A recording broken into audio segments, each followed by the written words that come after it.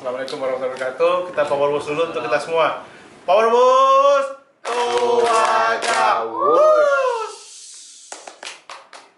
Oke, materi siang ini dari siang sampai sore. Iya, dari siang sampai sore kita akan bahas tentang metode desain. Oke. Yang sekarang 1,5 jam ke depan kita akan bahas tentang peta dasar dan analisa tempat. Nanti satu setengah jam kedua kita akan bahas tentang analisis elemen dan random analysis dalam desain di dalam sebuah peta. Oke. Jadi sebenarnya nanti hasil permakultur itu goalnya itu adalah kita mendesain. Kita mendesain kehidupan kita di lahan, baik itu rumah dan sistem-sistem elemen yang lainnya. Itu akan kita integrasikan menjadi satu sehingga saling berhubungan antara elemen satu dan elemen yang lain. Nah, di sini nanti kita akan belajar bagaimana caranya. Termasuk nanti pada saat kita akan mulai desain, apa saja sih yang harus disiapin? Ini apa namanya? Persiapan gambarnya istilahnya gitu. Dan nanti pada saat kita ketemu, kalau misalnya nanti setelah PDC memutuskan sebagai desainer permakultur, pasti sudah tahu tuh kita harus nyiapin apa aja nih dari si kliennya. Kita butuh apa aja dari kliennya. Gitu. Nah, di desain ini tempat, sosial, abstrak, dan juga energi itu masuk dalam satu desain filosofi. Jadi kita coba untuk pahami ini. Karena kalau tempat kita kan udah belajar tentang air, tanah, terus sosial nanti akan di materi akan dijelaskan oleh Kang Rio tentang sosial permakultur. Terus energi ini bagaimana kita menggunakan energi terbarukan seperti misalnya air hujan bisa kita pakai sebagai irigasi dan juga bisa sebagai air minum. Matahari bisa kita gunakan sebagai energi listrik dan lain-lainnya. Nah, untuk metode desain sendiri ini kita menggunakan proses sadar. Jadi sadar itu artinya survei pengamatan, analisis, desain, dan rencana proyek. Survei pengamatan ini kita penting, terutama pada saat kita baru punya lahan. Saya kan kita sudah sering ngobrol dengan Kang Dede, dengan Kang Krishna di lahan yang 14 hektar itu, ya untuk bisa mendesain lahan sebesar itu butuh waktu untuk pengamatan, termasuk memperhatikan pola-pola yang terjadi di sana. Idealnya sih untuk sebelum kita mendesain lahan tersebut kita butuh kira-kira 1 tahun pengamatan. Tapi kalau misalnya emang udah biasa di situ, udah biasa tinggal di situ dan udah family, udah kenal baik dengan kondisi di lahan tersebut, bisa dilakukan desain. Begitu juga dengan Mas Indra dan Kang Adam dan Aca, ya Kang Afif udah tahu kok. Yang pasti butuh 1 tahun untuk bisa tahu siklus polanya. Kan kalau 1 tahun, kenapa 1 tahun? Ya kita harus perhatikan kondisi lahan pada saat musim hujan, kita harus perhatikan kondisi lahan pada saat musim panas, baik malam atau siang hari. Gitu. Kalau saya pernah diceritain sama Budwi dari Om Mahlor. Nah, dia tuh sampai saking pengen tahunya kondisi lahan di malam hari, dia nongkrong ngendon gitu dari jam 6 sore sampai jam 12 malam, diperhatiin satu pakai senter, dilihatin apa yang muncul di malam hari di vegetasinya dia. Begitu juga pada saat musim hujan, vegetasi apa yang keluar di malam hari. Itu dilakukan selama proses pengamatan setahun itu. Nah, untuk analisis ini nanti saya akan jelaskan apa itu analisis, tapi pada dasarnya analisis ini kita memperhatikan pola iklim, pola cuaca. Matahari terbit dari mana, pada saat siang hari posisinya ada di mana, pada saat sore hari posisi ada di mana. Begitu juga angin, arah angin pada musim kemarau dan musim hujan kan berbeda-beda. Kondisi di perbukitan kayak gini kita harus perhatikan angin datangnya dari mana, karena itu akan menentukan spot-spot spot-spot tanaman nanti, bangunan dan lain-lainnya. Nah, untuk desain yang ini desain konsep, ini termasuk desain ruang atau spatial arrangement, artinya penempatan elemen-elemen ini harus sudah kita pikirkan. Misalnya rumah di mana, posisi kompos di mana, kandang di mana, bedengan di mana, terus area buat umbaran di mana kalau punya lahan yang luas, kayak gitu. Terus kalau udah desain konsep itu kita sudah tahu, perhatikan jenis tanaman apa yang akan kita tanam di sana, jenis pohon apa yang akan kita tanam di sana, annual perennialnya, terus tumpang sarinya kan kemarin sudah diajarin, companion plan-nya, terus sudah kita tentukan pada saat di desain ini, di desain awal ini. Kalau rencana proyek ini biasanya fase pengerjaan pada saat nanti sudah oke dengan desainnya, ya kita mulai buat action plan-nya. Minggu ini atau bulan ini atau tahun ini kita ngerjain apa gitu. Seperti itu. Nah, ini untuk proses pengamatan, tadi saya sudah sempat sebutkan di awal.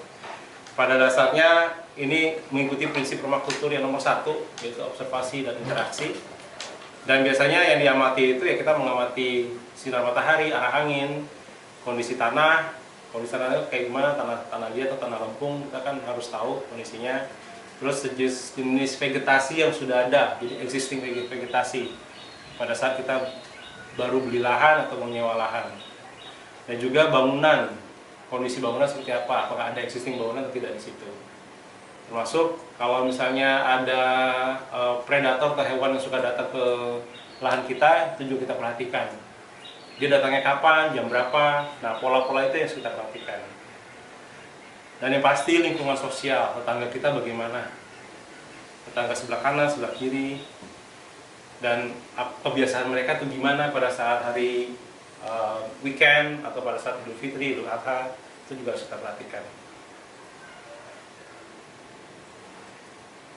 Nah, biasanya pada saat kita melakukan pengamatan itu kita ada 4 tingkat pengamatan, yaitu ada intuitif, objektif, dan imajinatif, termasuk subjektif.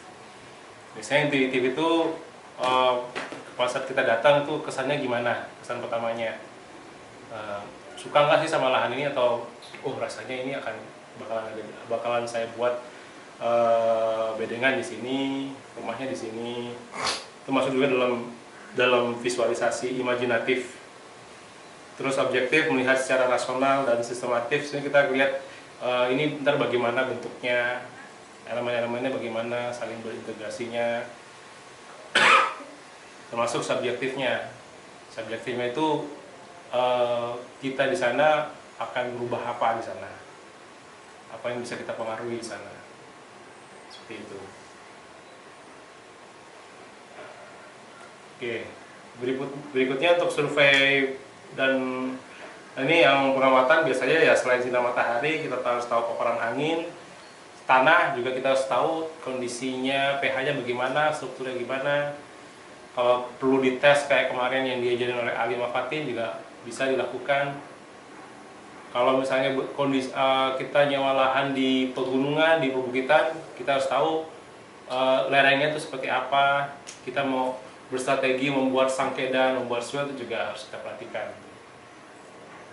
Nah, yang paling penting adalah aliran air, karena aliran air ini ya cukup krusial. Kalau nggak ada aliran air, nggak susah juga kita nantinya. Termasuk akses, terus perhatikan akses jalan.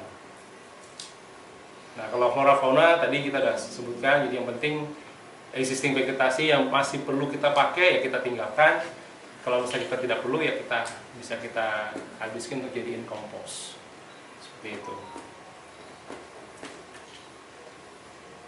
Nah, nanti begitu sudah mendapatkan data-data itu, kita bisa masukkan dalam bentuk satu peta, namanya peta dasar atau base map. Di base map itu biasanya tuh luas lahan secara keseluruhan dari atas, areanya berapa, panjang lebarnya, luasnya berapa. Terus biasanya di base map itu akses jalan yang existing udah ada, walaupun nggak detail tapi udah dimasukkan dalam situ. Kalau kita punya program pakai apps di komputer, itu biasanya kita bisa mendapatkan komposisi tanah dari lahan tersebut. Tapi kalau kita nggak punya, kita masih manual dalam menggambar pakai tangan, ya cukup nanti pada saat nanti di lapangan aja kita bisa lakukan itu. Nggak perlu dimasukkan ke dalam si base map. Nah, yang paling penting itulah kontur dari si lahan tersebut. Kontur itu bisa didapetin dari website, baik itu Google Earth atau AGIS yang Pro. Kalau enggak, kita bisa kira-kira dengan mengukur dulu seperti yang kemarin caranya. Walaupun butuh waktu, tapi ya itu daripada kita nanti salah ngedesain. Sebenarnya ada pepatah dari Pak Anam, apa tuh pepatahnya? Kita lebih baik pengamatan setahun daripada kita mengubah desain. Ya, kita lebih baik mengamati 1 tahun daripada berbuat kerusakan 100 tahun ke depan. Iya. Jadi pengamatan setahun itu penting untuk lahan. Termasuk sekalian mengukur bentuk konturnya gimana. Kalau misalnya belum ada data konturnya. Nah, ini contoh dari peta dasar. Ini bentuknya seperti ini. Kalau ada sistem bangunan tinggal dibikin kotak-kotak aja. Ini dia kotak-kotak. Terus ini kontur, di garis kontur. Ini sama seperti yang sebelah sini. Nanti kita akan belajar sedikit tentang bagaimana cara membaca kontur untuk strategi air biasanya sih. Ini juga salah satu, ini desain yang saya buat untuk salah satu klien di Talent Mapping. Ini desain kebun rumah, kebun belajar permakulturnya Talent Mapping. Pulang ya? Pulang. Seperti itu. Ini contohnya. Nah, untuk kontur, kemarin ada nanya tentang kontur Kang Putra ya? Nah, ini ada ada perhitungannya nih. Kalau misalnya kondisi slope-nya 27 derajat, ininya si terasering-nya itu berapa meter? Kalau misalnya 16 derajat berapa meter? Nanti akan saya share ini di grup materi-materi ini. Begitu juga untuk kontur ini nggak perlu kita terlalu detail tentang bagaimana caranya menghitungnya. Tapi nanti begitu kita dapat data dari peta, dari map, baik itu Google Earth, kita bisa tahu cara bacanya. Nah, contohnya kayak gini. Peta kontur yang seperti ini, itu biasanya dia ada di kayak saddle pelana namanya. Nah, ini biasanya di tengah-tengah ini tempat kita bisa meng-catch air. Nah, kalau model seperti ini, bentuk konturnya seperti ini, nomor 2 ini berarti yang nomor 2 ini, kalau modelnya kayak begini, berarti modelnya dia runcing, model asli, model di lapangannya. Kalau kayak begini, 2 sama yang di atas, berarti ada 2 bukit bersaudara di aktuarnya. Nah, biasanya di tengah-tengah sini, ini banyak kita bisa menangkap air. Jadi karena air kan akan turun di sini, dia akan membentuk kilai di sini nanti. Seperti itu. Sama seperti ini. Kalau model konturnya seperti ini, bukit seperti ini yang garis luas lebar ini biasanya key point. Key point itu tempat kita bisa menangkap air dengan gampang. Dia akan turun kan ke sini, akan berhenti di sini. Biasanya kita buat kayak dam atau kolam. Pasir di tengah sini, yang lebar begini. Ini ada 1, 2, 3, 4 kolam bisa. Kalau pengen memperlambat airnya. Sama seperti ini juga, yang kondisi seperti ini kita bisa bikin kolam. Tapi kalau yang luas gede, bisa kita bikin dam, bendungan di situ. Sama seperti ini juga nih, bentuknya kayak bendung saudara. Nah, kalau di sini, ini kira-kira bentuk aslinya gimana? Ini ke atas. Ke atas. Terus key point-nya di mana? Bentuknya apa? Saya mau nunjuk. Di pertigaan situ. Ini Apa? Nah itu ini Ini nih. ya Ini. ya Ini. Ini. itu enggak Ini enggak. ini aja Ya, ini. Oh, ini enggak. Enggak. Oke. ini maksudnya ki itu berarti pengunci air ya berarti. Daerah yang agak landai ya. iya daerah yang agak landai di mana air banyak mengenang di situ. Untuk Dia nggak kelihatan mengenang sih, cuma kalau kita menangkap air di situ. gali ada tuh air di situ. Daerah yang digunakan untuk menangkap air lah gitu. Betul. Secara alami ya. Kalau key line berarti dia bisa menggaris. Kilat itu dia menyebar ya. Dia berbentuknya kalau misalnya dari map nggak kelihatan, tapi kalau di Aqua dia ada kayak kali-kali kecil gitu. Kayak got-got kecil, streamline gitu lah. Parit kecil. Nah, gitu. Pertemuan air apa? Konkav sama konvek ya. Kembali ya. Hubungan dan Hubungan dan cekungan. Nah itu key point. Jadi kan kayak gini nih, ini hubungan, ini mulai landai. Nah di antara dua itu key point. Nih contohnya kayak gini. Nah itu tuh. Yang dari hubungan ke bawah, Ini kan mulai hubungan. landai. Nah, bukan dia lebih milih untuk bikin dam di sini, bikin dam di sini, bikin dam di sini. Nah, ini kilainya untuk disebarkan lagi untuk airnya. Ini sama seperti ini juga. Pembuangannya itu sebelah mana tadi? Nih, Yang di atas kan? ini bentuknya gini. Berarti mengambil airnya di paling atas. Nah, ini bentuknya ini ke bawah. Oh iya. Itu si ininya, ini apa? Ini tadi apa? Kilai. Kilainya dia ini katakanlah di sini kilainya. Yang Dia datar poin. atau ini nurun ke sini, nurun ke sini. Ini kalau secara dari atas dia turun ke samping, ke punggungannya. Si kilainya? Ya ini kilainya, dia akan turun ke bawah. Oh, Datar satu garis. Datar satu garis. Ketinggian. Ini kan bisa lihat nih di atas kan ini 180 per 200, 180 ini pun posisinya di 180 dia akan mengikuti ke bawah.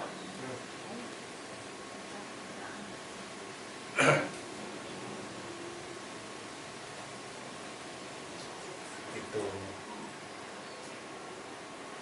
Nah ini kalau misalnya kita pengen buat cross section pada saat kita lagi ngedesain, ini cross section itu maksudnya dari posisi tampak kanan ke kiri. Apa istilahnya? Penampang melintang. Penampang melintang. Saya tanya cross section.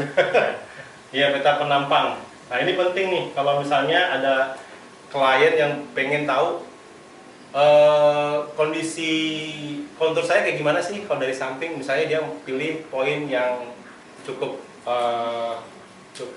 produktif buat dia, minta tolong digambarin daerah sini kayak gimana bentuk ininya, bentuk kilainya, bentuk key pointnya.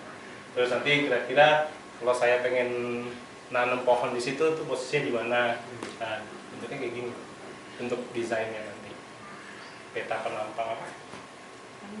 Melintang. Cross section itu. Nah berikutnya untuk analisa sektor ini biasanya ini kalau pada saat kita lagi ngedesain base map itu biasanya di atas kertas putih A1. Analisa sektor itu di atas layer atasnya si A1, kertas putih A1 biasanya pakai kertas karbon. Nanti kita akan gambar lagi itu si base mapnya, tapi kita tambahkan base ini, bentuk analisa sektor seperti ini. Isinya apa aja sih analisa sektor ini? Ini ada sinar matahari, arah angin, terus kondisi tanah kalau kita tahu kondisi tanahnya, vegetasi yang ada, ini kayak contohnya ini vegetasi yang ada existing. Terus bangunan yang sudah ada, ini ada bangunan di sini. Sama hewan yang suka datang. Biasanya hewan itu nggak akan digambarkan secara sini, cuman kita harus note di keterangan di gambar itu, di kertas A1 itu. Habis itu lingkungan sosial ini biasanya kita jelaskan di keterangan itu. Seperti itu.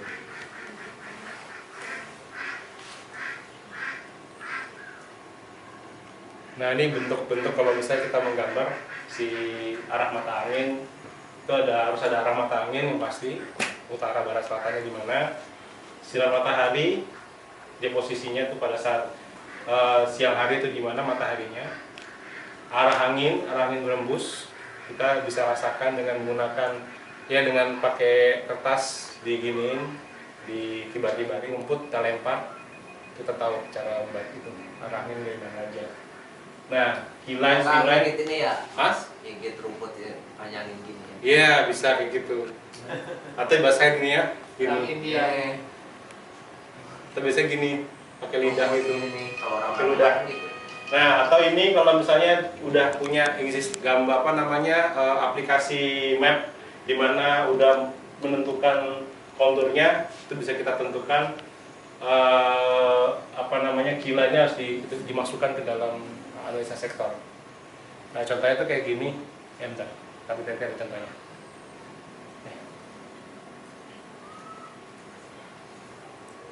Nah, untuk analisa skala permanence ini biasanya kita bagi menjadi dua bagian, yaitu analisa di mana area yang susah dirubah atau nggak mungkin dirubah sama yang paling mudah dirubah.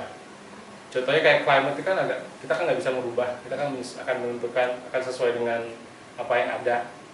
Nah, land shape juga sama, water masih mungkin kita rubah, kita dengan membuat strategi apa, akses bisa kita rubah, vegetasi, lifeline, struktur,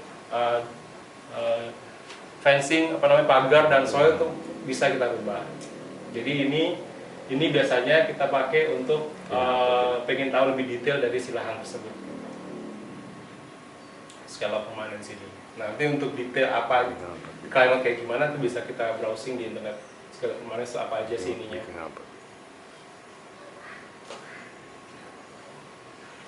Nah, ini contoh analisa sektor yang saya buat untuk yang di talent mapping sama ini waktu kemarin kita di Bumi Langit, PDC Bumi Langit, tugas akhirnya kita bikin lahannya teman kita. Ini kita bisa perhatikan di sini. Ini biasanya kalau misalnya emang ada berisik di tetangga, kita kasih gambar seperti ini di analisa sektor. Ini posisi matahari pada saat terbit dan terbenam dengan berkeringat. Nah, ini ada kalau misalnya di sini ada area yang kalau misalnya pada saat matahari sore itu dia lebih gelap atau gimana, nih harus kita kasih tanda seperti ini.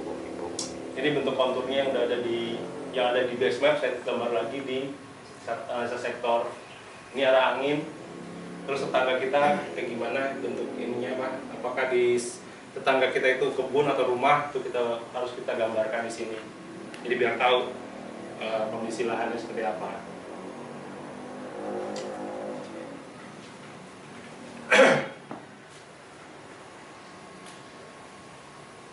Nah, ini untuk grup diskusi, grup kelompok 1 dan kelompok 1 ada berapa orang? 3. Kelompok 2? 3. Mana 3? 2. 2. Oh iya. Yang satu tumbang. Nah, kan ada Kang Opi. Iya, Kang Opi. Semuanya Mas Liwi boleh ngelihat desain yang tadi gak? Yang key point yang di kontur yang sebelumnya. Nah, satu lagi. Nah.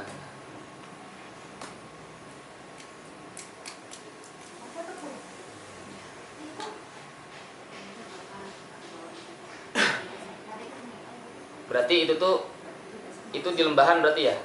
Iya. Key point ini di lembahan ya? Iya. Iya.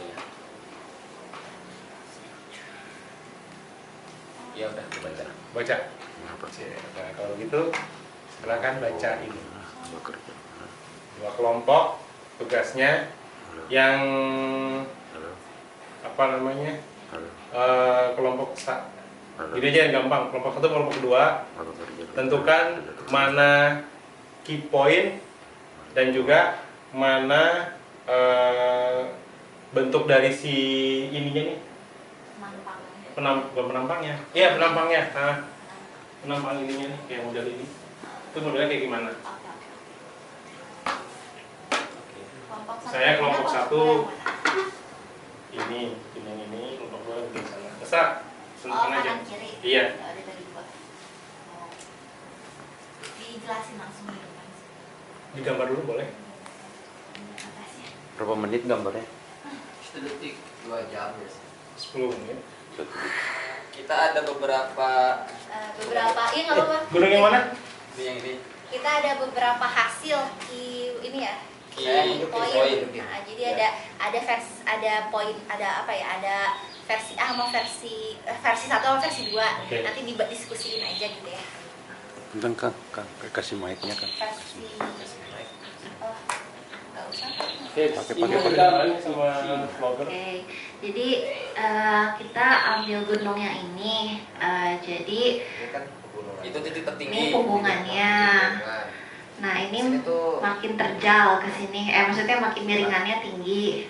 Nggak serapat yang di sini, tapi pokoknya di sini miringan, punggungan lah, punggungan ke sini.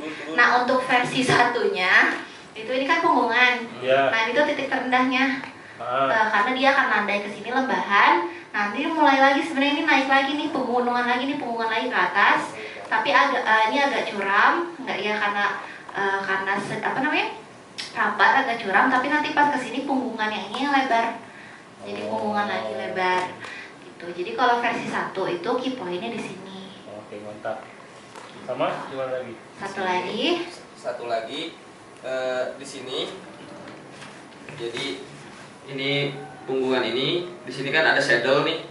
Ya. Jadi di sini dibikin key point, kemudian key point di sini diarahkan untuk key line-nya ke lembahan ini. Jadi di sini juga ada cerukan yang bisa dibikin key line, kemudian karena dia masih satu elevasi, jadi bisa dibikin key line ke bawah sini nih, ke bawah sini. Jadi ada terusan dari bawah sini, terus sama di bawah sini juga kita bikin key point juga.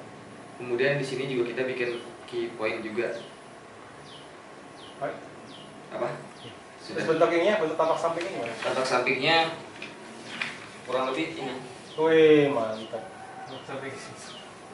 Keren. Nah, satu gunung cukup ya? Ya. Tapak sarungnya gimana? Ya ampun jadi film. Sip. Oke. Terima kasih kelompok 2. Kelompok 1. Kelompok satu. Kelompok 2. Benar. Benar. Mana? Yang tahu dong. Bisa. Jadi ada tadi satu di sini. Jam. Jelas jam. Ini Jelas. tadi sama Yang mana nih? kamera Yang dulu. dari belakang Yang mana? sudah ya. Jalan. Oke. Terus. Kayaknya gitu. Ini pakai ini. Kita aja udah bagus. Kita gitu. Nggak bisa. Nah ini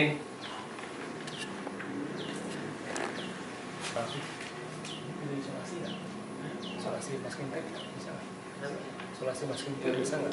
Isolasi. Masking tape nggak bisa. Mati udah. Di selotip pakai masking tape tempel. Masking tape tuh yang Doang di biasa. Buat ban kertas. Buat ban kertas. ban kertas. Pakai tape. Bisa kayaknya. Oh enggak, ntar nanti buat nanti juga. Enggak, nanti aja. Nah, sekarang. Oke, gimana? oke. Nah ini kan tampak atasnya ya, Ya. bisa dilihat nanti bentuknya kayak gini. Jadi ini punggungannya gitu. Ini juga ada bukit lagi kecil. Puncaknya. Apa? Ini puncak. Ini puncak gunungnya gitu. Ini ada bukit kecil gitu. Ini puncaknya punggungan. Nah ini tuh ke apa namanya tuh? Ini kan dari atas arus airnya belum begitu banyak gitu. Jadi kita nggak nampung di sini. Nggak ada asumsi juga sih kalau buat cuaca. Tapi kita memutuskan nampungnya nanti di sini tuh di key point-nya yang apa lumayan besar. Nah ini dibikin di sini 2 gitu. Nah terus bikin dam di sini yang paling besar ruangnya itu, ya di bawah sini gitu. Nah, terus di belakangnya juga kita buat juga di sebelah sini dam juga karena kan ini juga sejajar ya sama ini gitu. Jadi kita ngambil key line-nya yang di sini, bukan yang di atas ini. Karena di belakang sini juga kecil, jadi nanti di banyak di arus ini sebelah sini. 6 sama yang paling bawah. Terus ini tanpa Terus, kenapa yang di atas yang biru? yang mana? Kenapa? Ada dam di sini. Ini. Ah. Nggak tahu kenapa. Bisa. Dam bayi. Ya karena tadi lihatnya sih. Ya hanya sebatas karena ini kan ada ruang besar juga itu. Di mana ini sama-sama apa tempat turunnya air kan sini. Jaraknya lumayan besar gitu untuk nangkap arus air dari situ. Harusnya sih di sini ada juga tadi itu. Curam, kan? Apa? Curam. Itu curam. Nggak deh, nggak begitu. Iya, curang karena kamu ini Curam, lebih rapat. lebih rapet. Iya. Terus lanjut sini. Ini yang tampak ke sampingnya. Ya, ini tampak samping. Benar nggak? Ya kira-kira. Cuma yang ini, ya, yang dam ini posisinya di sini kan? Nah, Ya kan? Jadi kalau lihat dari garis kontur ini kan ini sama nih. ya, Yang- gitu kan. Nah, kalau di sini kayaknya air nggak akan menampung di sini. Dia kan lebih banyak menampung di sini. Dari kalau bikin garis kontur lain, konturnya. Saya juga di sini ada ya. Iya. Nggak terlalu belum terlalu slope-nya belum terlalu ke bawah. Key point itu biasanya di pertemuan ini. Biasanya. Terus key point-nya juga bisa di sini. Bisa? Ya, boy gitu-gitu. Iya. Kira kan ini. Apa di situ ya? Kan hubungan dengan cekungan. Iya. Tadi kata kunci. Oh iya benar. Oke. Nah ini untuk supaya lebih paham lagi, Ya. kelompok 1 dan kelompok 2. Ini saya punya kertas. Gambar konturnya. Aduh mak, Gambar kontur ini. yang bener aja. Yes. Oke. Tolong digambar konturnya. Pohon dedeta 14 hektar terus itu terus. Ini juga sama. Tebing itu buat manjat ya Kang Rio. Tobing. Selalu datar, ingat selalu datar kontur line itu. Jalannya Manuru. Tahu ya? Apa? Nama project tuh berarti Nama project itu apa? Oh ini, ya. nama project ya misalnya project Sukabumi Permakultur, project Putra Permakultur, itu nama project kayak gitu. Gitu. Nah setelah itu desain konsep dari tabib ini, list-list tanaman, bangunan, binatang itu diaplikasikan langsung digambarkan di desain konsep. Jadi desain rumah udah tahu nih bentuknya, ntar bentuknya kayak gimana. Jadi lebih kayak belum begitu detail. Tapi kalau begitu udah desain konsep, ini udah detail sekali. Jadi misalnya kita bikin bedeng 200 meter. Nah, tanamannya itu jarak tanamannya berapa tuh dihitung. Dengan skala ya. Kalian harus menentukan skala nanti. Nanti Kang Putra yang akan ngajarin cara membuat skala.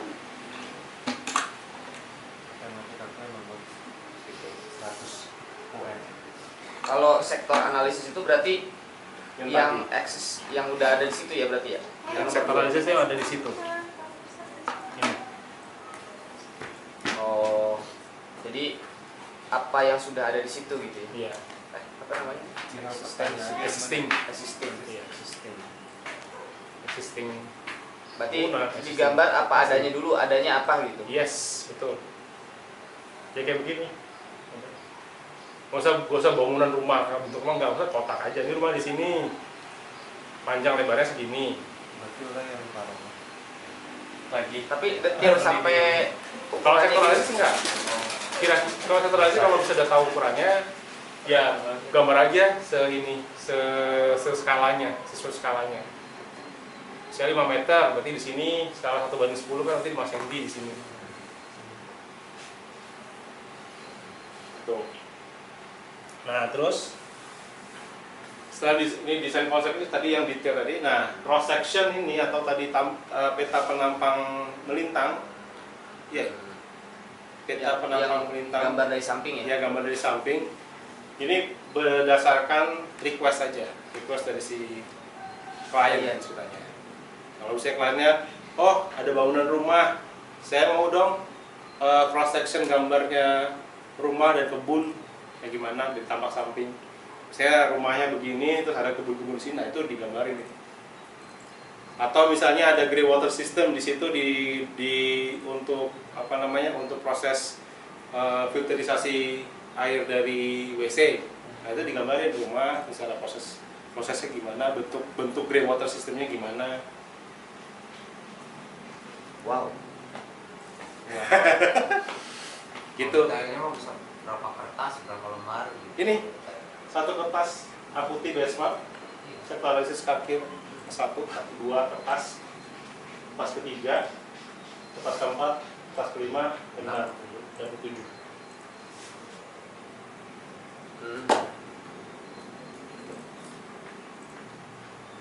Sebenarnya ada lagi sih untuk yang didesain konsep ini, itu adalah schematic design. Schematic design itu misalnya ada bangunan rumah, biasanya klien minta tolong hitungin RAB-nya rumah itu. Nah itu masuknya ke schematic design. Jadi gambar rumah, terus apa aja yang dibutuhin, besinya berapa meter, butuhnya berapa rupiah. Kalau misalkan yang di daerah lahan mah enak ya? Hah? Konturnya enak, daerah datar, arah datar. Iya. Tapi sebenarnya datar pun juga ada konturnya, walaupun cuma 10 cm, 20 cm. Tahu kan sih? Biasanya ketahuan itu pada saat hujan turun, ada air yang mengenang. Nah, itu berarti dia paling rendah. Air kayak tadi langsung. Gitu. Nah, ada pertanyaan untuk base map dan sector analysis, karena ini penting sekali untuk desain kalian. Karena minggu depan kita masuk hari Senin itu udah latihan desain yang sebenarnya. Oh my god. Kalau desain ruang berarti Desain ruang nanti hari Senin akan dijelaskan oleh Kang Afif. Berarti ini yang udah dijelasin yang mana aja nih Mas? 1, 2. Base map, peta kontur, sektor analysis. Oke. Jalur air pun jalur air yang sudah ada berarti ya. Terus pengubahannya berarti berdasarkan tadi apa namanya? Scale of permanence tadi ya. Mana dulu yang bisa di Ya, betul. First priority, prioritas. Jadi skala prioritas lah. Sebenarnya skala permanence itu adalah skala prioritas. Oh ya, satu lagi untuk yang di desain ruang dan desain konsep, jangan lupa akses, nanti akan dijelaskan sama Kang Afif. Kalau misalnya ada penambahan pipa, penambahan jalan baru, penambahan sebenarnya sih yang lebih ini ya, lebih secara garis besar kayak pipa dan jalur air dan lain-lain yang baru itu digambarkan di ini. nanti ini Misalnya- dikasihkan ya Mas ya? Iya, tadi kasih. Berarti misalnya desain ruang itu jalur pipa berarti dari misalnya naruh toren terus penyebaran airnya dari pipa kemana. Betul. Dan harus diukur sesuai skala. Skala prioritas. Bukan. Oh skala. Oh iya. Tadi aku ngomongin skala prioritas sama scale of permanence. Oke. Dalam project Ada lagi. Nah, tadi ini kisi-kisi aja ya, ini supaya untuk hari Senin yang latihan desain, kita akan coba desain lahan yang di bawah, yang nanti mau jadi warung. Oke. Nah, nanti itu yang akan kalian desain. Jadi masing-masing punya ada perspektifnya masing-masing. Oke. Sendiri-sendiri. Nah, sendiri per kelompok nggak? Oh. Per kelompok. Nanti ada 2 klien yang akan kalian hadapi. Masing-masing klien punya keinginannya untuk lahan yang di bawah itu. Bukan Pak Pras ya? Bubut. Bukan Bupati juga. Kliennya kita nanti. Ya, Saya, Kang Rian, Kang Rio, atau Kang Afif. Ini deh, ini. Aduh, gue lagi bucin ya kamu. Rindu banget. Iya. Gimana? Tadi kan anak saya kan udah udah dibahas, sempat dibahas sedikit kan sama Kang Afif. Nah, nanti kita bahas lagi lebih detailnya lagi. Ya kan, kita bahas sih. Yang penting tahu, dan nanti baru ntar penempatannya di mana nih. Kayaknya PDC batch 2 aku jadi peserta lagi ya Mas Riwi. Hah? PDC batch 2 aku jadi peserta lagi ya. Kenapa gitu? Gak apa. Bisa riset gak? Biarin nih, bisa nih. Sebenarnya PDC itu sebenarnya PDC itu untuk completeness dari kalian mendapat sertifikat kalau komplit 72 jam course dengan kurikulum yang sudah kita Tapi Mbak Angga kalau lewat satu materi jelasin aja dari kelompoknya. Oke. Biar nggak kelewatan. Gitu. Kalau pakai siapa sih Mbak Angga? Dua. Nih, Ya, ntar tugas kalian menjelaskan ke Mbak Angga. Terima kasih atas sudah mendengarkan dongeng saya. Dongeng. Sekarang kita. Terima kasih juga dari saya. Terima kasih juga dari Oh, sama-sama. Insya Allah bermanfaat ya buat kalian semua. Apalagi nanti kalau udah selesai PDC mau mendesain lahan siapa aja ya kan paham kalian. Reuniannya di Sumedang. Oke, kita ngomong dulu dalam bahasa Jawa. Porus siji loro telu. Sebelum kita mulai, kita porus dulu yuk. Pakai bahasa Spanyol aja kan? Uno, dos, tres. Porus. Uno, dos, tres. Wush. Materi berikut ini kita akan bahas sedikit tentang analisa elemen. Ini mungkin mengulang dari materi yang sudah disampaikan oleh Kang Afif. Dan juga akan saya bahas sedikit tentang random assembly dan antara ada latihannya sedikit tentang random assembly. Oke, untuk yang pengertian analisa fungsi elemen, ini sebenarnya elemen ini adalah bagian yang ada dalam lahan, bagian-bagian unik yang ada dalam lahan, ya kayak rumah, kayak rumah, kayak kandang, kolam, bedeng-bedengan, area composting, terus juga rainwater harvest, ada torrent segala macam itu masuk dalam fungsi elemen. Nah ini diintegrasikan antara satu dengan yang lain. Jadi kalau misalnya di teknik itu ada istilahnya yang namanya tata letak pabrik. Jadi antara komponen A, B, C itu harus saling berhubungan dan dipastikan langkah kita kalau bisa di pabrik ini, langkah kita antara satu komponen dengan komponen lain itu tidak terlalu jauh. Jadi ada istilahnya namanya ergonomi. Nah, kalau di desain, ini namanya analisis fungsi elemen. Contoh yang paling sederhana itu tadi sudah sempat dibahas kan tadi pagi tentang elemen kambing dan juga elemen ayam. Yes. Nah, ini mereka punya masing-masing elemen ini mempunyai fungsi dan keuntungannya sendiri-sendiri. Nah, dari Eyang Bill Mollison, each element performs many functions. Itu benar. Karena elemen-elemen ini akan memberikan keuntungan banyak terhadap lahan kita atau kebun kita. Nah, hal-hal yang harus diperhatikan dalam analisa fungsi elemen itu adalah karakter intristik. Itu adalah karakter bawahannya si elemen ini. Contohnya kayak ayam, dia suka sekali mengais-ngais, itu udah karakter dia. Dan dia butuh kebutuhan, ya kebutuhannya pasti pakan, kandang, dan tempat untuk berteduh. Salah satunya ya. Jadi pasti adalah dia memberikan hasil produk buat kita dan juga perilakunya dia.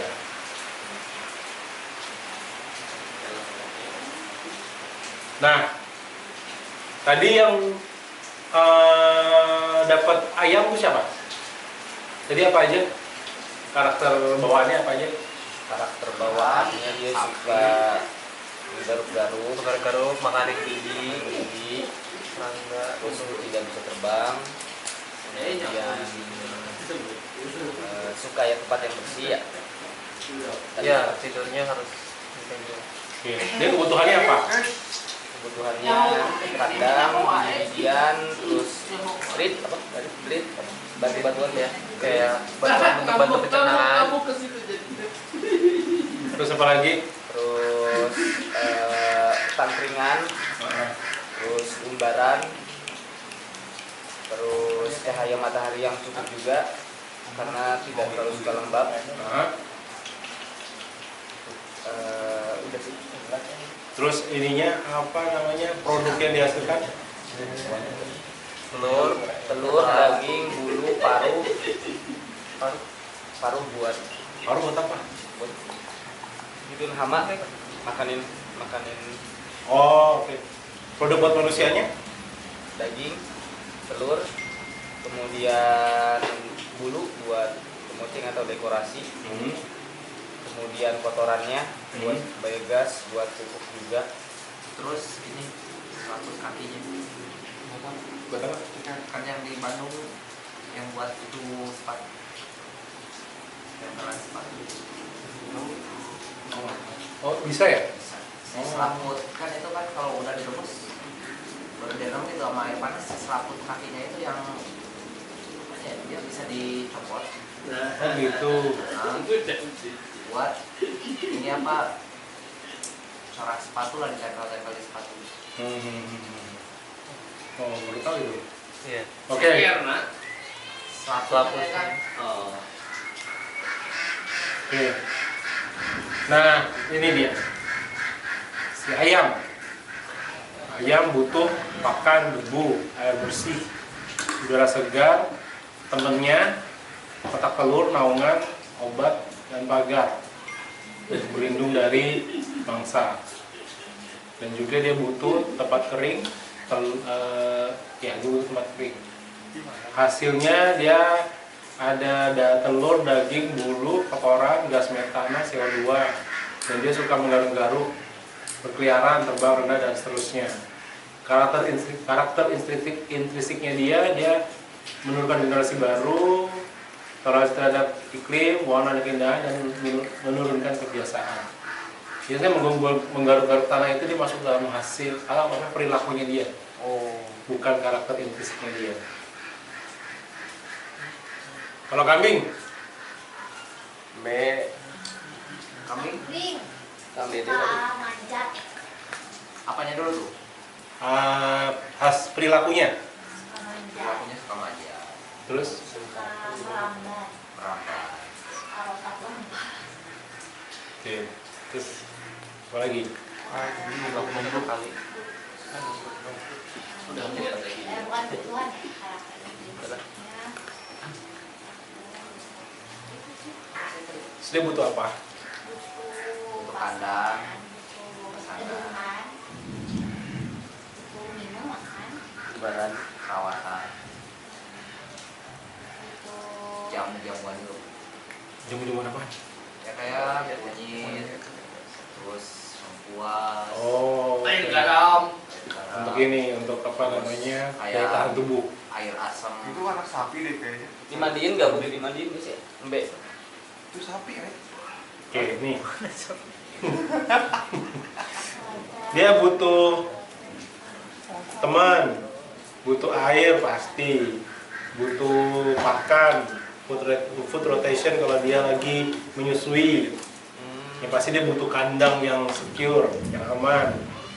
Kakinya butuh di trimming, ini dia butuh pedicure dan manicure.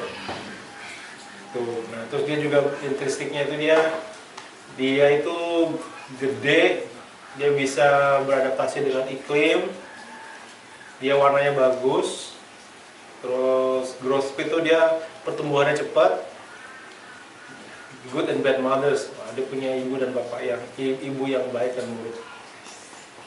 Untuk ininya apa produknya, dia ada susu, ada daging, ada bulunya, terus dia bisa kebiasaannya dia itu dia makan apa aja seperti itu. Dan dia suka main dan loncat-loncat. Oh jadi Suara tuh. iya, Iya. kayak yang di mana tuh plastik kan? Pasti dimakan sama kambing. Dia yang kekurangan makanan yang itu di masih di Indonesia. Yang gimana? Yang makanin plastik di pasar-pasar itu. Di bantal ke bang gitu. Itu Itu mah lagi banyak kita. banyak itu, Maksudnya mati juga akhirnya kan. Nah, elemen-elemen tadi yang kita kan tuh masih elemen-elemen binatang.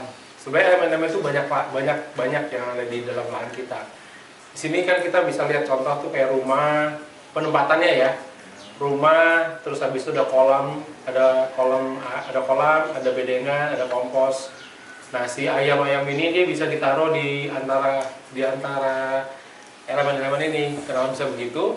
Karena dia kalau misalnya dekat dengan rumah, orang di dalam rumah untuk ambil telur dan dagingnya itu lebih gampang, nggak terlalu jauh. Dan terus kalau misalnya dia menghasilkan kompos dari pupnya, untuk bisa kita proses, kita bikin kompos baru di area composting, juga tidak jauh untuk ambilnya. Nah, kadang-kadang ayam ini juga butuh umbaran. Nah, umbaran misalnya umbaran di bedengan juga bisa. Tapi ya kita harus lihat dulu kondisi bedengannya gimana. Kalau jangan yang daun masih kecil-kecil terus berarti dia dimakannya habis lah yang banyak. Dan juga dia sebagai pest control. Pest control tuh kayak misalnya belalang atau apa, ini kan suka sekali tuh. Jadi penempatan ini penting. Jadi nanti pada saat kalian desain, kalian sudah mulai mempunyai visi penempatan ini nantinya. Nanti kita akan ada latihannya kok, tenang aja pada saat minggu depan ini. Nah, elemen-elemen ini kita taruh di kebun.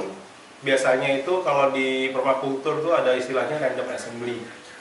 Nah, random assembly ini dia akan penempatannya, misalnya contoh di sini adalah di sini duck house berada di bawahnya cacing. Oh, pupnya si bebek itu akan menjadi pakannya cacing.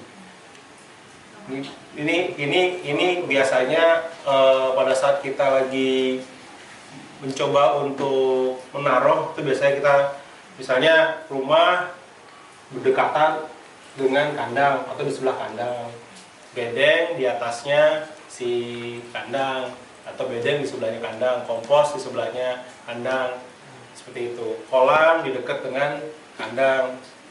Jadi kata-kata koneksinya itu juga harus kita perhatikan. Nah, nanti kita akan latihan untuk penempatan random assembly ini nanti.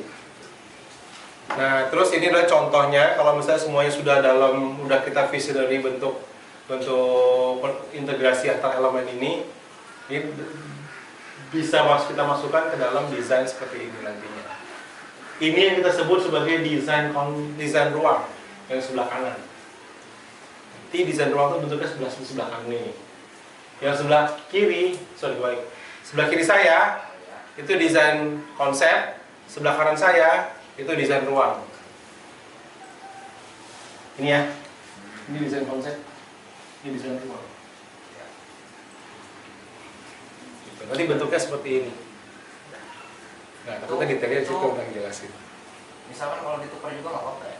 Ditukar apanya? Penempatan kayak desain ruang jadi di kiri gitu. Oh enggak, ini cuma contoh. Bisa, terserah. Perspektifnya beda-beda kita. Nah, sekarang grup diskusi antar grup. Ada dua grup aja. Kelompok 1 sama kelompok 2. Namanya apa? Iya, ini namanya. Belum diskusi. Kelompok 1 apa? Jangkis. Hah? Jangkis. Kita begitu jangkis. Kurus-kurus soalnya. Aku nggak kurus. Kelompok 2. Adam. Dia ada family. Jadi kelompok 1 apa kelompok 1? Aku yang usul nih. Iya. Ya. Tali rami. Cinta lingkungan dan ramah bumi. Tali rami. Oke, grup tali rami. Kelompok tali rami dengan kelompok ada family. Sekarang ambil kertas di sana dengan spidol. Tolong dibuatkan analisa elemen untuk coklat. Itu ya, dan kertasnya udah. Dan Satu kertas aja. Oh, itu udah. belum. Thanks. Ini sebagai contoh. Bukan aja. Apa? Nanti ya. Saya beri kata Coklat ya. Ya. Jadi hasil dan perilaku dari coklat itu apa? Hasil, berarti hasil coklat ya. Terus kebutuhannya apa? Terus karakter dari si coklat itu apa? Pohon coklat itu. Boleh browsing, boleh, monggo. Coklat. Ini gambarnya. Oh, perlu digambar. Gambar aja biar tervisualisasi. Ya, ambil coklat lucu. Gambar coklatnya boleh. Habis itu dikasih kayak begini gitu. Daunnya gimana lihat tuh? Tulisan coklat boleh. Kasih kedua coklat. Ya, ini semua dicokolatin aja. Tujuannya coklat. Semuanya kan parkiran. Coklat aja, gambar coklat. Gambar pohon ini aja si buah coklatnya ini kok si kakao, Oke. cocoa. Coklat. Jadi Nama kelompoknya apa? oh iya, kami dari di Aiden. Putra ada. Putra ada, Bang. Putra ada. Gitu aja.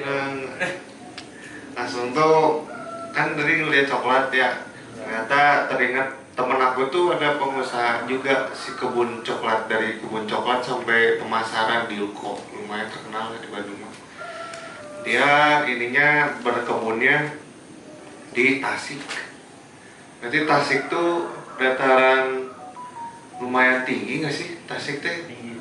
Enggak sih, Gunungan kalau Tasik. dia pegunungan sekitarnya kan, kayak Bandung. Pegunungan Galunggung. Paling 600-700 meter. Ya. Iya. Tapi yang Sawal tinggi, yang dekat Galunggung itu. Iya dekat Galunggung kan tinggi kan. Nah, Nah langsung tuh ya bagus aku ke Galunggung. Ya udah coklat, balik lagi coklat. enggak lanjutin lah. Nah produk coklat tuh kurang gimana ya? Jadi pastikan jadi produk-produk yang itu ya udah terbiasa kita denger lah, coklat Silver Queen.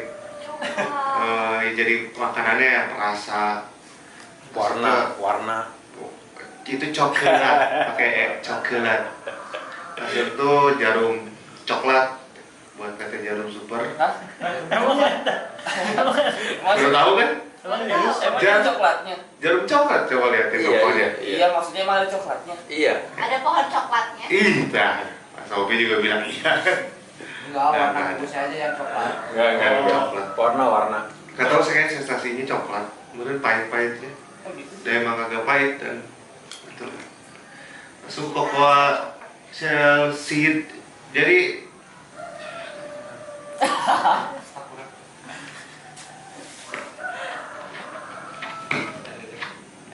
Iya, sama kayak apa?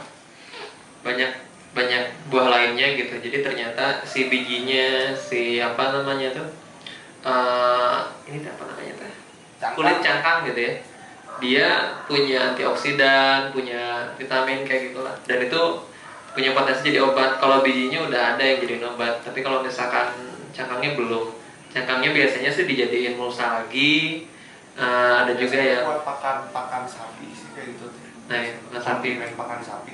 soalnya cangkang kopi aja salah satu kondimen buat pakan sapi. Sorghum, daun sorghum, cangkang kopi. Apa ada 19 ini nah kondimen itu disatuin jadi pakan sapi itu. Kondimen tuh. Kondimen tuh Iya. Oh. Ya. Komposisi. Ingredient. Komposisi ingredient. Oke, udah ya. Apalagi kebutuhannya ya? Iya. Ya, kalau ditanamnya itu di dataran itu ini kalau ini datanya dataran tinggi kan tadi yang di Tasik ya. Tapi pas aku cek juga tadi yang apa diskusinya dataran rendah ya. Tasik mau ke Ciamis. Tasik mau ke Ciamis. Ya, agak-agak mau ke Datan di kisaran Kalau Tasik mau ke Ciamis ya enggak. Iya, di kisaran 600 sampai 1000 itu tuh. 600. Ya tapi ya gitu. MDPR. Ya. Kalau data dari liputan rata-rata itu ada juga yang di bawah 250 gitu, 100 itu juga ada juga. Mungkin varietasnya beda. Terus dia tuh butuh naungan karena kalau kena angin besar dia daunnya katanya gampang rontok. Terus ya tanahnya sama ya, perlu tanah yang kaya gitu, yang kayak bahan organik gitu. Apa tuh? Ya karena bukan tanaman perintis gitu. Iya. Nah, jadi dia perlu tanah yang kaya dulu gitu untuk bisa tumbuh bagus. Dan itu habitat aslinya memang tropis yang airnya tuh banyak. Kalau aku lihat statistiknya tuh 1000 sampai 3000 mm per tahun gitu. Apalagi tuh kira-kira. Apalagi? Nanti dilanjutin di kelompok. Sip. Oke. Karakteristiknya apa? Karakteristiknya tadi sih ya dia yang tadi ya, tumbuhnya mungkin ya, kalau tumbuhnya dia nggak tinggi gitu, jadi understory gitu, kayak gitu ya, kayak gitu ya, dia understory atau apa namanya tuh, kalau ada pohon tinggi kan ada pohon yang kecil kayak kersen gitu tuh, paling ya tingginya segitu gitu. Nggak bisa besar kayak mangga atau ini apa ontolo gitu. Terus ya tadi yang mungkin yang apa, daunnya mudah rontok itu kalau kena angin besar, makanya butuh naungan itu. Apalagi ya, mataharinya dia juga bisa partial set, jadi nggak perlu apa full sun gitu. Ya gitu. Sip, terima kasih kelompok Yes. Power boost. 1, 2, 3. Kita dari kelompok tali rami. Apa tadi artinya? Cinta lingkungan dan ramah bumi. Cinta lingkungan dan ramah bumi. Di sini kelompok tali rami itu ingin tadi sebagian besar sudah dijelaskan oleh Kang Adam ya. Mungkin tambahan dari karakteristik atau sejarahnya, ini lebih sejarahnya. Kakao itu ternyata berasal dari hutan hujan di Amerika tropis. Jadi awalnya dari sana. Terus dia juga tumbuhan memang perennial ya, masuknya seperti pohon-pohon lainnya. Nah, terus selain itu dia bagus ditanam bersama tapioka dan pisang. Nah, dilanjutkan tadi sama Kang Indra dulu. Dengan hasilnya tadi ya, perbedaan hasilnya. Untuk hasilnya sendiri tadi tambahannya mungkin untuk daun itu bisa dijadikan sebagai obat herbal untuk mengobati gejala asma, stamina, penambah stamina. Apa? Daunnya. Dan obat dan pencegah kepikunan. Anti-aging. Anti-aging. Oh, sama penuaan dini. Mencegah penuaan. Mencegah penuaan dini. Terus bisa dikompos juga ya. Terus batangnya bisa dimanfaatkan untuk dijadikan sebagai kayu bakar, kemudian rumah hewan, kemudian untuk kanopi untuk tanaman. Kalau yang di bawahnya understory itu apa? Shrub ya, tanaman-tanaman perdu. Kemudian untuk buahnya, minyaknya bisa dijadikan mentega, kemudian coklat-coklat yang sudah kita ketahui pada umumnya. Kemudian obat-obatan kosmetik. Kalau minyaknya dari apa tadi? Dari bijinya. Dari biji juga. Jadi mentega. Sama kayak powder. Iya. Hasil penyalingannya gitu. Terus cangkangnya sementara mungkin bisa dijadikan kompos, tapi mungkin Kak Putra bisa melakukan penelitian lebih lanjut. Siapa tahu cangkangnya bisa jadi bata gitu. Buat mainan anak kecil, buat perahu-perahu. Oh iya. Buat perahu-perahuan. Iya bener. Buat bayi sih lampion juga bisa. Lampu. Itu buat game. Aksesoris. Kebutuhannya mungkin Kang Dede untuk akan menambahkan. Ya, kalau untuk kebutuhannya sih, kalau pohon buah itu yang pertama pruning dahan, pruning buah untuk memaksimalkan hasilnya. Terus pohon coklat itu kebutuhannya mataharinya cuma 30% dari sehari, jadi dia nggak suka panas banget gitu, makanya butuh naungan juga ya. Partially shade. Mungkin itu sih, kebanyakan udah disebutin kayak air. Terus penyiangan juga sih, di bawahnya harus bersih kalau pohon coklat. Atau kalau itu juga kalau misalkan pakai nitrogen fixer kayaknya bisa. Soalnya kalau lihat yang data dari Litbang itu kan berarti kan udah dijalanin. Dia pakai nitrogen fixer. Jadi Mungkin memang bisa. tumbuh sebelahnya ya. Ya. Nitrogen fixernya apa? Yang rambatan. Oh, Tapi yang kecil, bukan rambatan kayak yang poro yang Iya, yang Jadi telang itu bisa di situ ya. iya. Oke. Kacang. Sip. Ya mungkin itu. Ada lagi? Sekian. Oke, Terima terima kasih. kasih kelompok tali apa? Tali Rami. Artinya sih saya belum bisa hafal gitu, cuman Kang Indra yang hafal artinya. Tali rami. Oke, untuk kelompok tali rami kita kasih power boost. Power boost. 1, 2, 3. Wush. Saya kalau kita jangan kesana. Tadi kan ada contoh random analisis yang sebelumnya. Ya. Itu ada elemen spesifikasi. Nah, itu ada spesifikasi khusus nggak yang sebelah kiri harus apa, yang sebelah acak aja beracak aja. Kayak gini kan elemen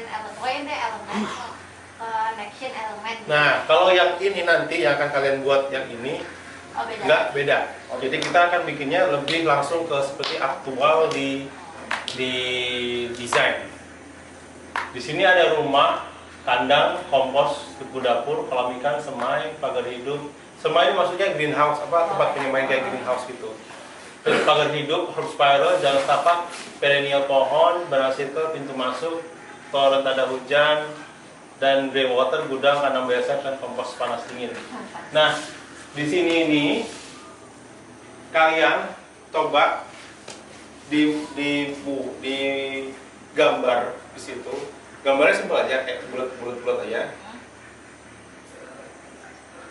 Lokasi dari masing-masing ini yang bisa saling berintegrasi, di mana pada saat kalian akan ini bayangkan kalian melakukannya ya. Berarti ini kita memetakan setiap tempat. Ya, tolong dipetakan dalam suatu desain holistik, di mana kalian bayangkan itu adalah kalian.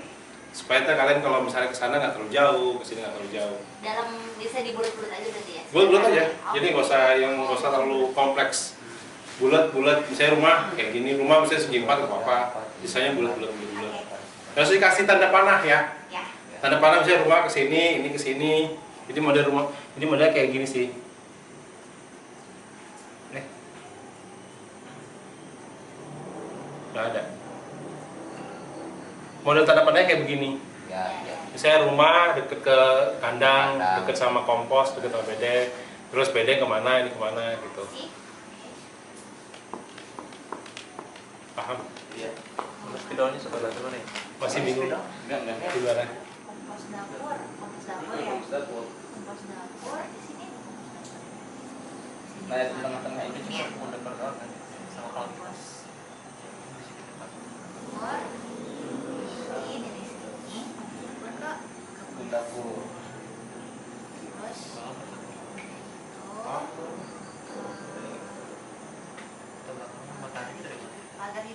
Oke.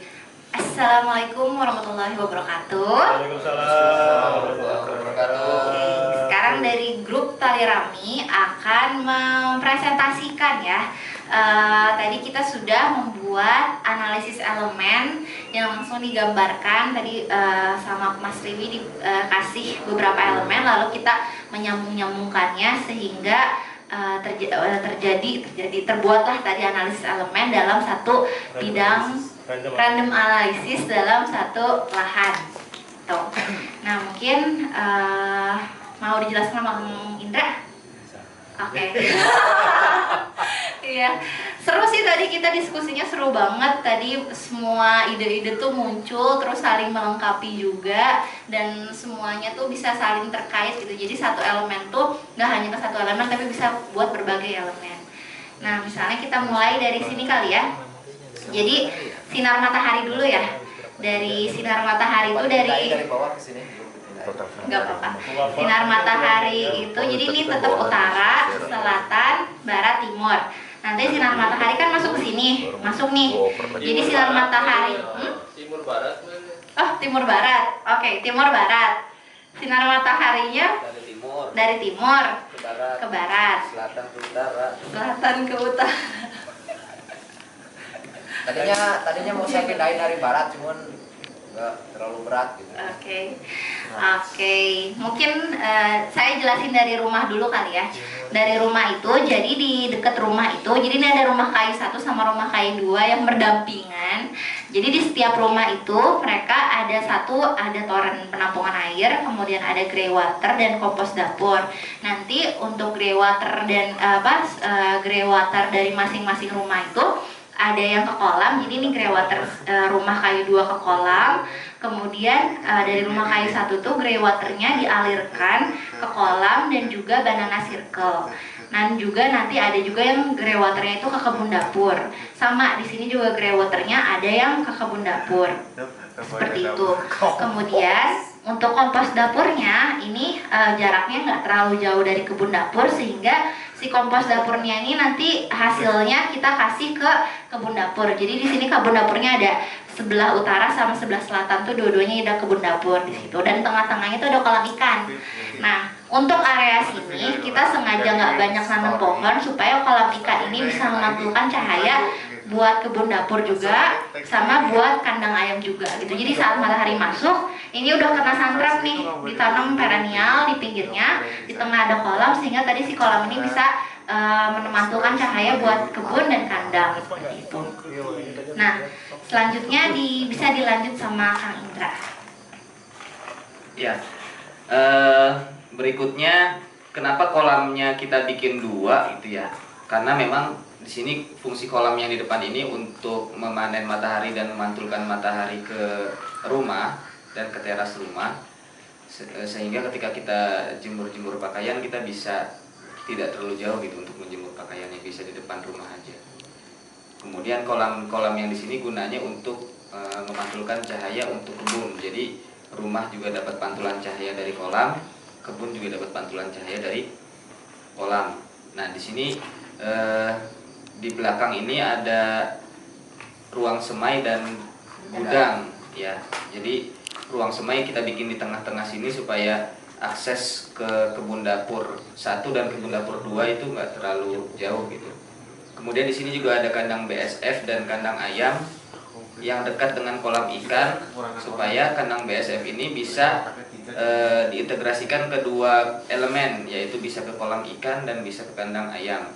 Kandang ayamnya juga nanti bisa jadi makanan ikan juga, dan bisa dijadikan sebagai kompos panas, tambahan kompos panas di sini. Nah, di setiap ruangan-ruangan kita bikin toren untuk memanen air hujan, toren di sini untuk menyiram semaian, toren di sini untuk minum kandang ayam, gitu ya. Kemudian perennial yang ada di sini itu akan dikompos sebagai kompos panas yang ada di sini nih. Dan kompos panasnya juga akan digunakan untuk kebun dapur. Nah, mungkin itu ada tambahan dari Kang Dede mungkin. Ya, mungkin tambahan dari saya, ini pegel megangin gambar. Udah, sekian, terima kasih. Boleh tanya? Oke. Boleh. Silahkan Mas Dewi. Dari rumah ke kandang ayam nggak ada? Rumah ke kandang ayam dari kompos dapur ke BSF.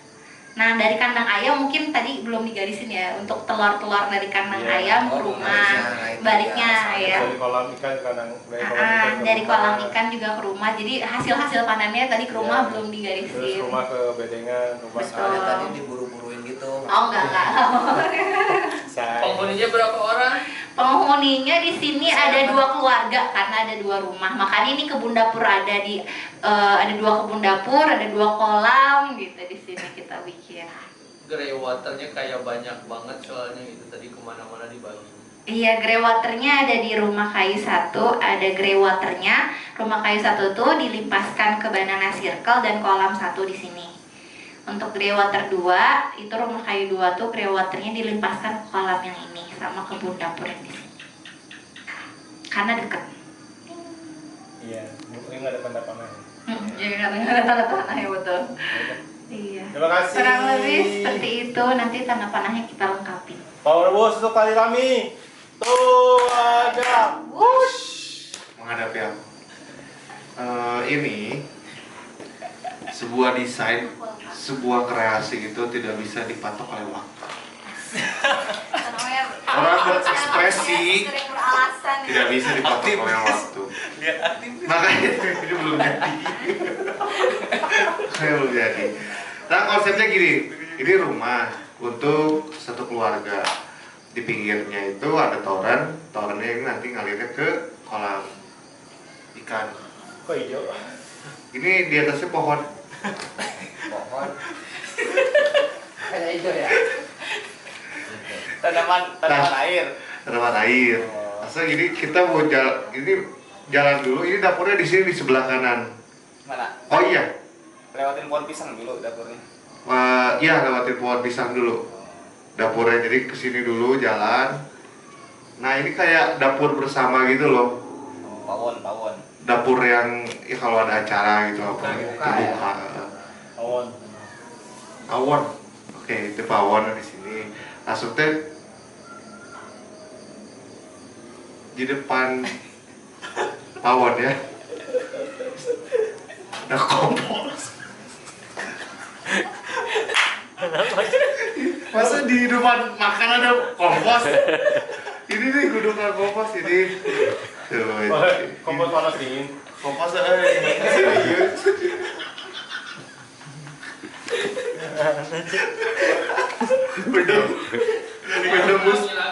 menembus prinsip air makan. Kita digambar dulu. Nah langsung di pinggir ini. Nah ini kan greenhouse nih, yang ini nih. Agak bawahan. Langsung tuh di atas greenhouse ini kandang. Di atas greenhouse kandang. Otomatis ini tempat makan, pinggirnya kandang. Gagal. Gak apa-apa. Desain makan Gak apa-apa. Dulu. Semangat. Iya. Oh iya, nah di sebelah pawon ini ada kandang, di bawah kandang ada greenhouse. Ya, jadi 32 maksudnya. Enggak, ini utara. Oh. Tapi tadi maksudnya begini sih, Ah, itu kan? ini doa aktif. Iya. Iya. Di sininya tadi kesalahannya karena nggak disusun dulu dari awal gitu, tapi langsung agak gampang. Tapi intinya sih kalau yang di sininya udah lumayan, jadi menurut aku ya. Ini maksudnya itu integrasi antara kandang dan itu sama kompos gitu. Terus greenhouse dekat juga akses kompos, kebun dapur juga sama gitu. Jadi kebun dapur kan sering diakses tuh, dekat banget depan rumah gitu, sebelah rumah. Jadi maksudnya tadi itu supaya ini tuh bisa makan gitu. Ini juga main air itu, jadi kelebihan air hujan itu bisa kolam atau misalnya grey system ke badan circle kayak gitu. Airnya kayak gitu deh. Jadi coba integrasi banyak-banyak tadi. Cuman ini baru ketahuan tadi. Tidak apa-apa, kan ini masih latihan, Ini masih latihan. Yang aslinya kan tingkat ya kan? Itu yang aslinya tadi untuk yang langsung dikombinasikan semuanya itu nanti pas hari Senin. makan. Kita ada latihan desain di mana nanti ini juga untuk teman-teman yang lain, latihan desain menggunakan semua semua tools yang sudah kita jelaskan. Gitu. Jadi nanti ya itu sebagai ini aja, sebagai ya nggak masalah lah. Gitu. Ayo kita kasih semangat untuk kelompok The Adams dan Marwus. 1, 2, 3. Tadi kan gitu. Lagi. Marwus. 1, 2, 3. Jadi metode desain pelajaran apa? Materi-materi desain yang akan kita jelaskan. Nanti hari Senin ada Kang Afif dan saya akan jelasin juga metode desain yang lainnya, desain ruang dan desain konsep, termasuk zonasi. Nanti kan kalian akan memetakan zona-zona di lahan kalian nanti, mana zona 1, mana zona 2 dan seterusnya. Itu akan saya jelaskan detailnya nanti di hari Senin besok. Nah siangnya kita ada latihan, nanti ada 2 klien Anda yang akan minta tolong Anda untuk didesainin lahannya. Kita nanti ngambil contoh desain di lahan yang ada di bawah yang mau dijadikan warung. Jadi mungkin ide ya kita bisa bantu ke Aca untuk ini loh, ada 2 opsi desain untuk bisa dikonsiderasikan. Nah, mungkin base map belum ada ya untuk yang di lahan bawah. Berarti nanti kalian akan melakukan pengukuran. Nanti persiapan. Jadi setelah kalian mendengarkan keinginan klien nanti, habis itu baru kalian mulai mengukur lahan di bawah sebagai latihan desain kalian. Kita akan buat base map, buat sektor analisis, akan membuat desain ruang, desain konsep, termasuk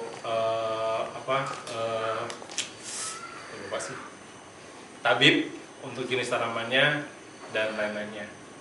Gitu dari saya. Mungkin ada tambahan dari Kang Afif atau Kang Rio? Ya, tadi sih si kenapa tanya tentang grey water berapa jumlah yang penghuni, karena memang kaitannya kan dengan perhitungan debit air, gitu, penggunaan air gitu. Jadi kadang suka luput kita ketika menghitung sirkulasi air yang berputar di sekitar kita berapa banyak gitu. Karena kan nanti sumbernya dari mana, baru nanti yang diolah kan dari hasil buangan yang si orang-orang tinggal di situ kan kayak gitu. Gitu saja. Oke. Ada yang mau ditanyakan mungkin dari teman-teman? Jadi baiknya lebih sedikit atau gimana? Ya enggak begitu sih, desainnya benar-benar juga jadinya terhitung real gitu. Iya. Karena kan tadi kalau dengan seperti itu sebenarnya nggak real kan ketika dibaginya ke beberapa lokasi kan sih dari grey water, karena pasti debitnya nggak akan banyak. Sama dengan nanti kalau kita menghitung juga tentang biodigester ataupun kompos kan, si input kotoran ternaknya, kotoran hewannya dari mana gitu kan. Nah itu yang memang gue masukkan ke dalam desain itu makanya kenapa biogas itu ya Kak? Iya. Ini ada simulasi sidang ini. Simulasi ini sama klien. Kan tadi tugas akhir di sidang kan? Ditanya-tanya. Why? Oh enggak gitu. Nanya aja, nanya simpel, pakai why. Oke? Kalau tidak ada tambahan, masih lagi Kak? Kayak masih pengen ngomong. Udah. Beneran? Iya. Tersakit loh. Ya wes, itu dari saya. Terima kasih teman-teman atas partisipasi pembelajaran PDC hari ke-6.